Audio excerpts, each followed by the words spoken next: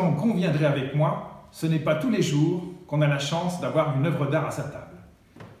Des fabricants de produits lactés se sont en effet emparés d'une des toiles de Vermeer, la laitière, pour agrémenter les étiquettes de leur production.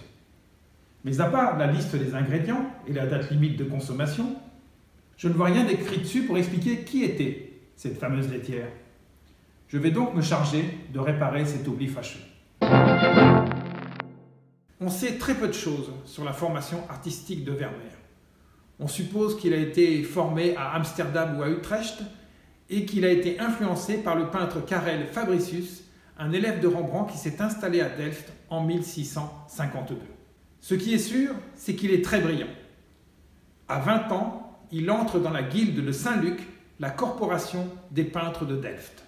Vermeer habite alors près de la nouvelle église de Delft, dans une grande maison en face de l'auberge où habitait son père et à 2 pas de la guilde de Saint-Luc. Il vit ici avec sa femme et ses nombreux enfants, il en aura 15 au total. Son atelier est situé à l'étage, avec vue sur le marché. À cette époque, le marché de l'art est très différent. On n'accède pas aux peintures dans les musées, dans les expositions ou les galeries d'art. Les artistes les plus recherchés comme Vermeer sont présentés par des collectionneurs, des personnes fortunées, des mécènes dans leur cabinet de curiosité. Dans ces musées en quelque sorte privés, les peintures sont montrées dans une certaine intimité et avec une interaction avec le propriétaire. Ces mécènes ne s'intéressent pas aux grands épisodes bibliques, à la peinture d'histoire en grand format. Ce qu'ils veulent, c'est une peinture à laquelle ils peuvent s'identifier. Des intérieurs richement meublés, des jeunes femmes vêtues de précieuses fourrures ou de robes de satin, des scènes de famille.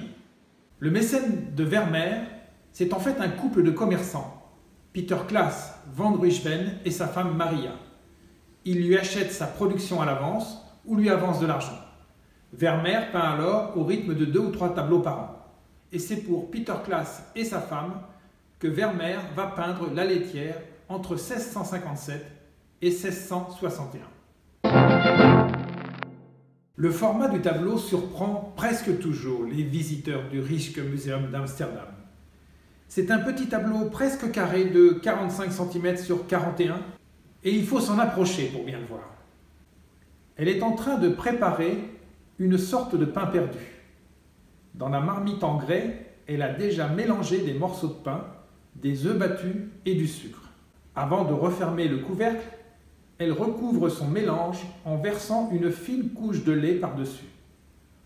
Une fois au four, cette couche de lait va lentement caraméliser et éviter que les morceaux de pain qui émergent de la mixture ne durcissent et soient immangeables. Elle est très attentionnée à ce qu'elle fait. Elle maîtrise parfaitement son geste. Elle a relevé ses manches et comme il fait froid dans cette pièce, sa peau en devient presque blanche. Elle se trouve en effet dans la cuisine froide de la maison, cette pièce qu'on ne chauffe pas exprès pour garder au frais les produits laitiers. Sur la table, la servante a posé les restes de pain. Dans un panier en osier posé sur une étoffe bleue, elle a mis une miche de pain blanc et une miche de pain noir. Derrière, un pot à bière en céramique bleue avec un couvercle. La table est octogonale. L'un des pans a été baissé, ce qui permet de la caler contre le mur. Elle a suspendu le panier qui lui sert à porter les provisions et un seau à lait en cuivre qui brille. Elle a accroché le panier en hauteur pour éviter que les souris ne viennent y grimper. La laitière est vêtue d'une coiffe blanche et de différentes couches de vêtements. Elle porte un haut robuste en peau de chamois jaune avec des coutures apparentes rugueuses et rougeâtres. Elle a serré un tablier bleu sur une épaisse jupe en laine rouge, ce qui confirme que le tableau a été peint en hiver. Le mur derrière elle est représenté avec une grande précision. On voit des coups imprimés en creux, des clous plantés et même la trace de clous arrachés qui dévoilent les briques du mur. Sous la fenêtre, des traces d'humidité et de moisissure. Un carreau cassé laisse passer une lumière pâle. Sur le sol en terre battue, la servante a déposé une chaufferette en bois avec 9 trous. À l'intérieur, un pot en céramique plein de braise. Elle se réchauffe avec cet objet qu'elle peut poser à côté d'elle ou bien sous ses jupons. Derrière, on aperçoit une plinthe en céramique bleue de Delft et tout autour, des morceaux de plâtre tombés du mur.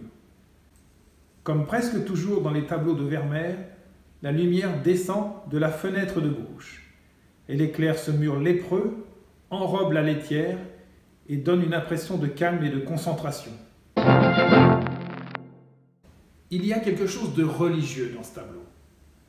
Les gouttes de lumière qui illuminent le pain, le mince filet blanc qui dessine une aura presque sacrée sur le côté droit de la silhouette, le carreau cassé qui laisse entrer un peu de lumière céleste, et puis ce bleu outre-mer qu'on obtient en broyant du lapis lazuli. C'est une couleur très chère qu'on réserve habituellement à la Vierge. Tout ceci nous rapproche d'un autre tableau de Vermeer, le Christ dans la maison de Marthe. Mais cette fois-ci, la laitière ne prépare pas un repas pour le Christ, mais pour le spectateur du tableau. Cette servante qui conserve et recycle le pain rassis, c'est un éloge assez appuyé aux valeurs qu'on voudrait voir chez les domestiques, l'économie, la tempérance, l'humilité, l'assiduité au travail, par rapport à la classe des maîtres, plus souvent en proie à la tentation. Tout cela est assez différent des autres peintures de genre, des peintres hollandais contemporains de Vermeer, comme Gérard Doux, qui voient les servantes, et en particulier les cuisinières, comme des femmes de petite vertu, que les amants rencontrent discrètement à l'office, hors de portée du contrôle des maîtres, qui cherchent le regard du visiteur, et dont la sensualité provocante s'adresse d'abord au spectateur masculin. Certes, il y a la chaufferette en bas, qui peut chauffer les parties intimes de la servante. On donne d'ailleurs un surnom sans équivoque à cette chaufferette, le mignon des dames.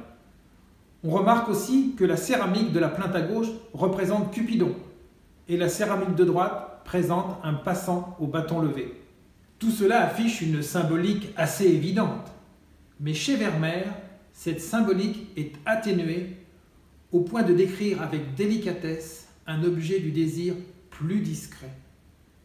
Au lieu de révéler un secret, la laitière de Vermeer nous donne à voir un mystère intérieur que chacun peut interpréter à sa façon.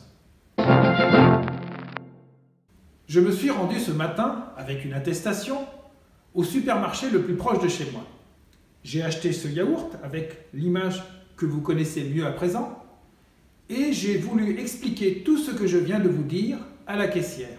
Vous voulez connaître sa réaction ? Mais bien sûr.